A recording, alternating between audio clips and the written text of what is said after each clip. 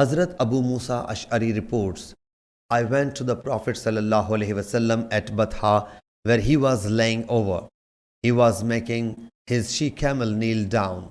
He ﷺ said, Will you perform the Hajj? I said, Yes. He ﷺ asked, For what have you put on the ihram? I said, I have put on the ihram for the same purpose for which the Prophet has put on the ihram. He ﷺ said, You did right. Take off the ihram after making the circuit of Allah's house and marching between Safa and Marwa. So I made the circuit of Allah's house and marched between Safa and Marwa. Then I went to a woman belonging to Bani Qais. She took the lice out of my head. Then I wore the ihram for Hajj.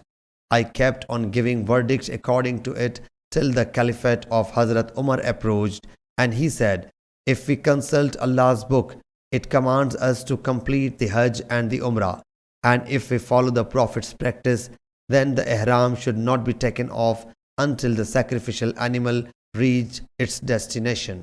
Sahih Bukhari, Hadith number 1795.